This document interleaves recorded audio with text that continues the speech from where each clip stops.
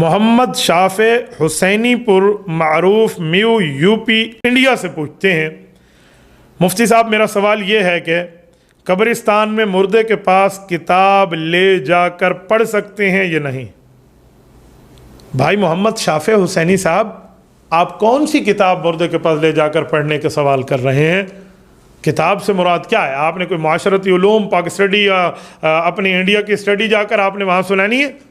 خدا آپ کو حج پہ لے جائے، کیسی بات آپ فرما رہے ہیں؟ یہ کتاب سے مراد کتاب اللہ ہے، قرآن کریم ہے، احادیث پاک ہے، یہ بات ہے۔ تو بھائیو، قرآن کریم آپ کہیں سے بھی پڑھیں، ایصال ثواب اس تک پہنچ جائے گا۔ اس کے لیے آپ کو کتاب اٹھا کر وہاں پہنچنا قرآن شریف کی ضروری تو نہیں ہے۔ ہاں، اگر آپ کو وہاں پہنچ کے اور آپ نے قرآن کریم سورہ یاسین یا کچھ اور پڑھنا چاہے، آپ کے دل نے کہا ہے اور آپ کو نہیں یاد، تو علماء کہتے ہیں بنسبت قرآن کریم لے جانے سے آپ یہاں سے پڑھ لیں، موبائل میں قرآن کریم ڈاؤن لوڈ کر لیں، موبائل میں قرآن کریم رکھیں اور اس سے آپ اپنے پاس رکھ لیں۔ پھر آپ کا سوال وہی آ جائے گا کہ میری موبائل میں تو گانے موجود ہوتے ہیں، لوگ کہتے ہیں ہمارے موبائل میں غیر محرم کی تصویریں ہوتی ہیں، تو بابا انہیں ڈیلیٹ کر دو، قرآن کریم رکھ لو سامنے، کوئی نہیں مسئلہ۔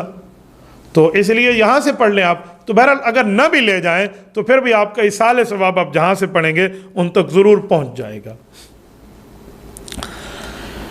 یہ جناب عمر فاروق صاحب ہیں کراچی سے، یہ پوچھتے ہیں کہ میں نے کسی عالم دین کا بیان سنا، وہ فرما رہے تھے 12 ربیع الاول کو حضور پاک علیہ السلام کی پیدائش نہیں ہوئی، بلکہ اس دن حضور پاک علیہ السلام دنیا سے رخصت ہوئے ہیں۔ وہ کہہ رہے تھے کہ صحیح حدیث سے ثابت ہے آپ علیہ السلام کی پیدائش 6 ربیع الاول میں ہوئی ہے، پیر کے دن ہوئی ہے، ساری امت مانتی ہے۔ مفتی صاحب اس بارے میں رہنمائی فرمائیں۔ بھائی عمر فاروق، ہمارے ذہن، ہمارے مطالعے، ہماری تعلیم کے مطابق یہ بات درست نہیں ہے۔ رسالت مآب علیہ السلام کی 6 ربیع الاول کو پیدائش ہوئی ہے اور 12 ربیع الاول کی معاملات میں ایسا نہیں ہے، قول مختلف موجود ہے۔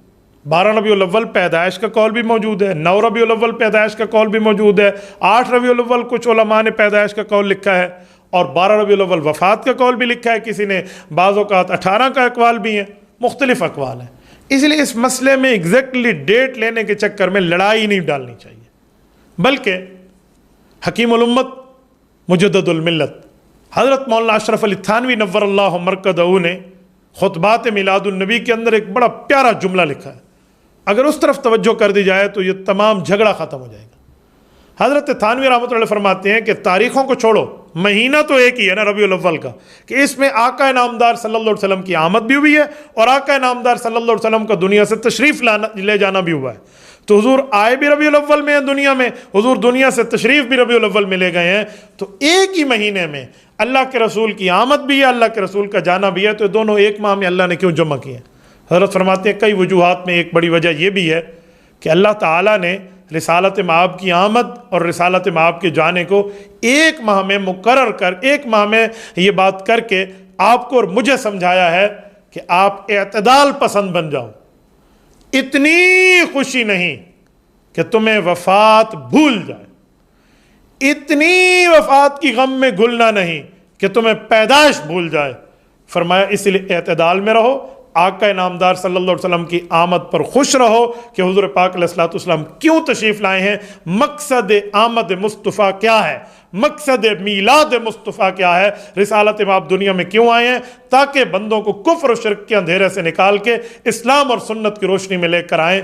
اس عمل کے ساتھ آپ رسالت مآب علیہ السلام کی عقیدت کو بیان کرو تو یہ زیادہ بہتر ہو جائے گا۔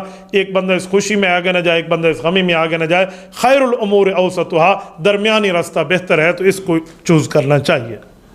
ملک محمد حمزہ پوچھتے ہیں، استاد جی میں اسٹوڈنٹ ہوں، دین سیکھنا چاہتا ہوں مگر مدرسہ جانے کا وقت نہیں ہے، کیسے دین سیکھ سکتا ہوں اور خود دین پڑھ سکتا ہوں، تو کیسے ذرا رہنمائی فرمائیں۔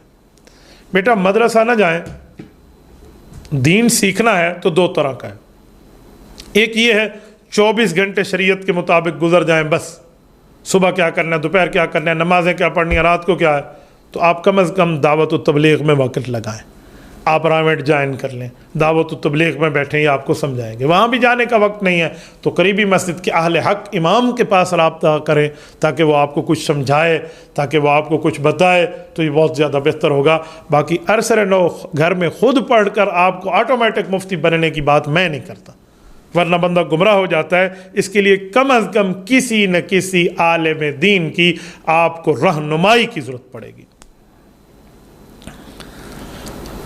محمد عارف صاحب پشاور سے پوچھتے ہیں، مفتی صاحب کیا خاتون تراویح کی امامت کرا سکتی ہے جس خاتون نے حفظ کیا ہوا ہے اور وہ حافظہ ہے؟ بھائی محمد عارف ماشاءاللہ بہت بہتر، ایک بچی نے قرآن کریم کو حفظ کیا ہے، خاتون نے حفظ کیا ہے، اس کو سلام پیش ہے، خراج عقیدت پیش ہے، لیکن وہ تراویح کی امامت کرے، اس کے پیچھے خواتین ٹھہریں، چھوٹے بچے ٹھہریں، یہ شریعت اجازت نہیں دیتی۔ عورت نہ نبی بن سکتی ہے نہ امام بن سکتی ہے۔ عورت نبی بھی جن سکتی ہے، امام بھی جن سکتی ہے، لیکن اس وقت حضور پاک علیہ السلام آخری نبی ہیں، یعنی نبی جن سکتی ہے، نبی بن نہیں سکتی۔ امام جن سکتی ہے، امام کی ماں ہو سکتی ہے، خود امام نہیں بن سکتی، چاہے عورتوں کی امامت کیوں نہ کر رہی ہو۔ ہاں حافظہ ہے، اس نے اپنے حفظ کو ریوائز کرنا ہے، مضبوط کرنا ہے، دہرانا ہے، گردان کرنی ہے، تو اس کے لیے نوافل میں پڑھے، سنتوں میں پڑھے، وتر میں پڑھے، ٹھیک ہو گیا؟ نہیں تو پھر کم از کم ایک خاتون اور ساتھ ٹھہرائے اور روزانہ کی بنیاد پہ منزل اپنے نوافل کی پڑھ لے، بس رمضان مبارک میں وہ اس کا دہرا لے۔ اس کے لیے جماعت کا اہتمام نہ ہو، اس کے لیے صفیں لگیں پوری ترتیب ہو، آ جاؤ بھائی فلاں جگہ عورتوں کو نماز پڑھائی جا رہی ہے، ایسا شریعت اسلامیہ میں، اہل بیت میں، صحابہ کرام میں، دین اسلام میں کہیں بھی ثبوت نہیں ملتا میں اس کی اجازت دے پاؤں۔ بدر شاہ صاحب راول پنڈی سے پوچھتے ہیں، مولانا صاحب لکڑی کے پھٹے پر نماز پڑھنا کیسا ہے؟ لکڑی کے پھٹے سے کیا مراد؟ لکڑی کا پھٹا تو کوئی نہیں، اچھا میرے خیال میں تخت پوش مراد ہے۔ ہاں ایک بڑا سا وہ بنا کر نا تخت پوش بنایا جاتا ہے، جیسے بزرگوں کے لیے گھر میں ہوتا ہے، تو تخت پوش پہ نماز پڑھنا جائز ہے، اس کے اوپر نماز پڑھنا کوئی منع نہیں ہے، آپ تخت پوش پہ نماز پڑھ سکتے ہیں۔ ورنہ خالی بندہ لکڑی کے پھٹے پہ ٹھہر جائے، اگر وہ پاک ہو، آپ کسی وجہ سے نیچے نہیں ٹھہرنا چاہتے، زمین گرم ہے یا ٹھنڈی ہے، تو تب بھی جائز ہے، آپ اس لکڑی کے پھٹے پہ بھی نماز پڑھ سکتے ہیں۔ تو اس طرح کے نماز پڑھنا منع نہیں ہے۔ اگر آپ لکڑی کے پھٹے کی تفصیل لکھ دیتے مزید کچھ، تو میں مزید آپ کی خدمت میں بات بتا سکتا۔ العابد ان کا نام ہے، پتہ نہیں کہاں سے ہیں، فرماتے ہیں مفتی صاحب میرا ایک سوال ہے کہ حضرت آدم علیہ السلام نے اپنی عمر کے 60 سال حضرت داؤد علیہ السلام کو دے دیے تھے، کیا یہ بات صحیح ہے؟ مجھے جواب ارسال فرما دیں۔ بھائی عابد ایسا نہیں ہے، بلکہ 60 نہیں ہے 40 ہے۔ حدیث پاک میں آتا ہے، غالباً ترمذی میں بھی اور مشکات میں بھی روایت موجود ہے کہ حضرت آدم علیہ السلام کی جب پیدائش ہوئی تو ان کی کمر پہ ہاتھ مارا گیا اور وہاں سے ان کو اللہ تعالیٰ نے ان کی ذریت دکھائی، جو ان کی اولاد آنی تھی، تو سامنے مختلف شکلیں آئیں، تو ان میں حضرت داؤد علیہ السلام کی شکل جب سامنے آئی نا، تو اس پر حضرت آدم علیہ السلام نے پوچھا یہ کون ہے؟ فرمایا آپ کی اولاد میں یہ داؤد علیہ السلام ہے۔ تو انہیں بہت خوشی ہوئی، بہت پیاری شکل دیکھی، تو انہوں نے فرمایا ان کی عمر کتنی ہے؟ بتایا گیا اتنی ہے۔ کہا جی میری عمر کے 40 سال ان کو مزید دے دیں، 60 سال غالباً بتایا گیا، تو 40 سال مزید دے دیں۔ فرمایا جی 100 پورے ہو جائیں گے۔ بعد میں حضرت آدم علیہ السلام اس بات کو بھول گئے۔ حضور اقدس صلی اللہ علیہ وسلم فرماتے ہیں جب حضرت آدم علیہ السلام کی وفات کا وقت آیا تو انہوں نے پوچھا کہ میری وفات کا جی آپ کے وقت پورے ہیں؟ تو کہا میری عمر میں کچھ باقی تو نہیں ہے؟ کہا جی 40 باقی تھے، تو وہ ادھر چلے گئے، آپ نے حضرت داؤد کو دیا، تو حضرت آدم علیہ السلام بھول گئے تھے۔ تو حضرت آدم علیہ السلام نے فرمایا ایسی کوئی بات ہے؟ تو حضور پاک علیہ السلام فرماتے ہیں ہمارے والد حضرت آدم علیہ السلام بھولے ہیں تو اولاد بھی بھولے گی، بس اتنی سی ہی بات ہے، اس کو یوں نہیں ہے جس طرح آپ نے فرما دیا۔ ارباب گل صاحب فرماتے ہیں مفتی صاحب کیا رات کو روٹی نہ کھانے سے انسان کی عمر کم ہو جاتی ہے یا نہیں ہوتی؟ مجھے اس بارے میں ذرا تشریح فرما دیں۔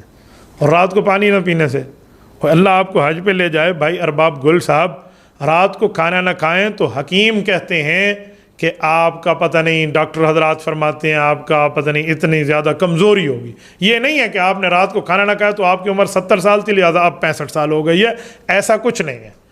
اور باقی میں نے جو سنا ہے نا حکماء سے، وہ کہتے ہیں ناشتہ کرو بادشاہوں کی طرح، دوپہر کا کھانا کھاؤ وزیروں کی طرح، اور عشاء کا کھانا کھاؤ فقیروں کی طرح، تھوڑا ہو تاکہ آپ کو اچھی طرح نیند آئے۔